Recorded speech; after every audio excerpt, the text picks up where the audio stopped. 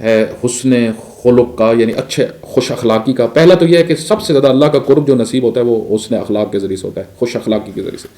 رسول اللہ صلی اللہ علیہ وآلہ وسلم سے پوچھا گیا، سئل رسول اللہ صلی اللہ علیہ وآلہ وسلم ان اکثر ما يدخل به الجنہ، کہ کون سے لوگ ہیں جو زیادہ جنت میں جائیں گے، کن لوگوں کا امکان ہے زیادہ جنت میں جانے کا.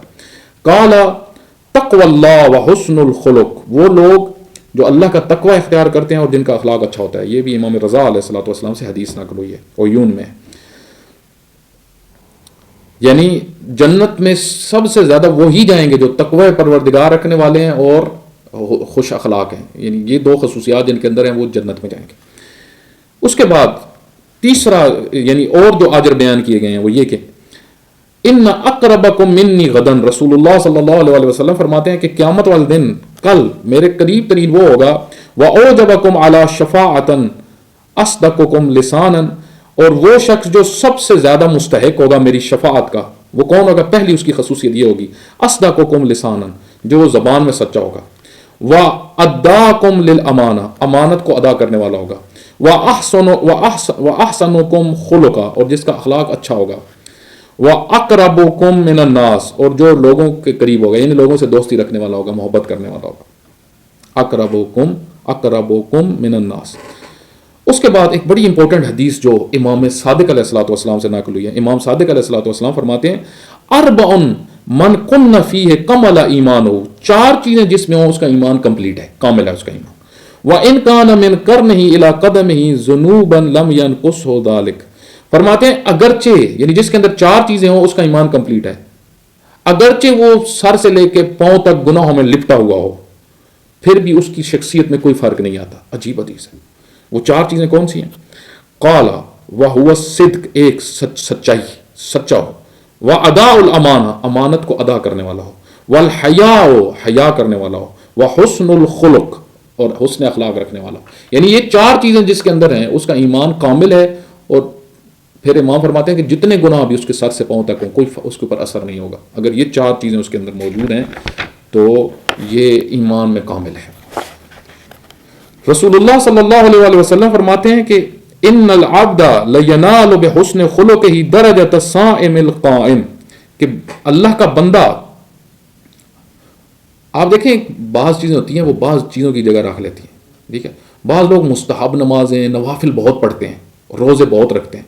پیغمبر اکرم صلی اللہ علیہ وسلم فرماتے ہیں اگر آپ حسن اخلاق رکھتے ہیں نا تو آپ کا مقام اس شخص جتنا ہوگا جو نوافل اور روزے دار ہے، مستحب روزے رکھنے والا ہے. واجب کی بات نہیں ہو رہی، جو مستحب روزے رکھنے والا ہے.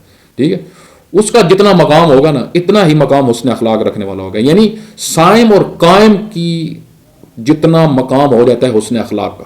اس وجہ سے آپ دیکھیں کہ بعض اوقات ہم توجہ کریں، بعض اوقات جو ہے وہ ہم کچھ کام ایسے ہیں اگر وہ کر لیں تو ہم بہت سارا مقام حاصل کر سکتے ہیں. جس طرح ائمہ کے پاس آتے تھے، مثلا امام باقر علیہ الصلوۃ والسلام کے پاس ایک شخص آیا، اس نے کہا کہ حضرت میں صرف واجبات ادا کرتا ہوں، بقایا میرے پاس کچھ نہیں ہے. ٹھیک ہے، کوئی میرے اندر خصوصیت نہیں ہے، لیکن دو کام میں ایسے ہیں جو کرتا ہوں. ٹھیک ہے، واجبات سے ہٹ کے وہ میرے اندر چیز ہے. حضرت نے فرمایا کون سی؟ کہا ایک میں ہمیشہ حلال کھاتا ہوں، پیٹ میرا محفوظ ہے حرام سے، اور دوسرا میں کوئی برا فعل انجام نہیں دیتا، یعنی میری شرمگاہ بھی محفوظ ہے، میں اپنی شرمگاہ کو حرام کے لیے استعمال نہیں کرتا. تو اس وقت امام نے فرمایا کہ اس سے بھی بڑھ کے کوئی چیز ہے؟ ان دو سے بھی، اس سے بھی بڑھ کے اللہ کی عبادت ہو سکتی ہے کسی چیز کے ذریعے سے.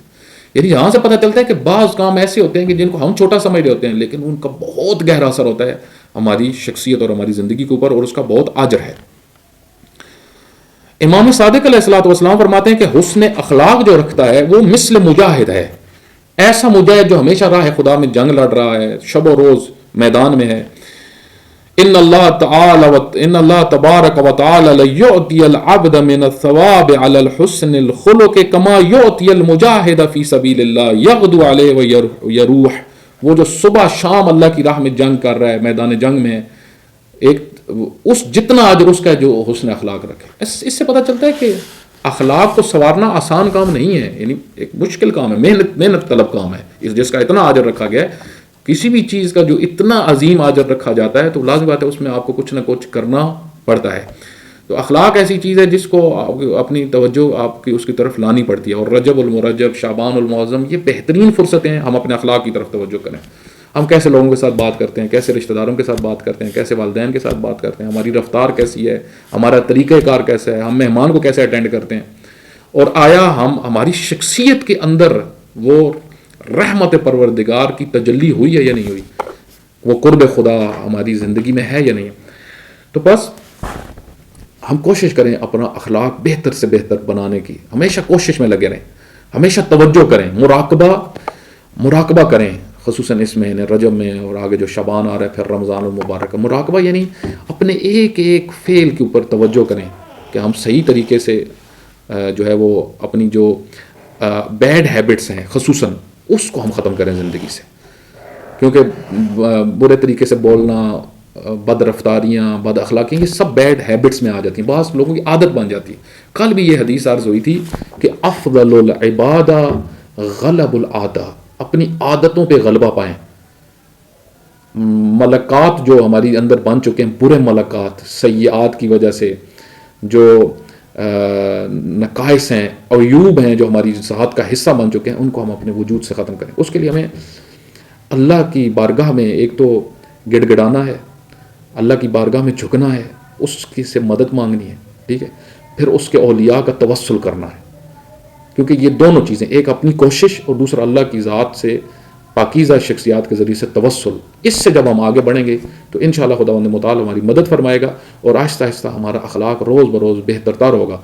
امیر المومنین فرماتے ہیں علیہ الصلوۃ والسلام سے ایک روایت میں نقل ہے کہ حضرت فرماتے ہیں کہ چند کام، 3 چیزیں انہوں نے بیان فرمائی اگر تمہارے اندر ہوں تو تمہیں موت سے نہیں ڈرنا چاہیے. ایک اس میں یہ ہے کہ اپنے اخلاق کو ہر روز بہتر کرو.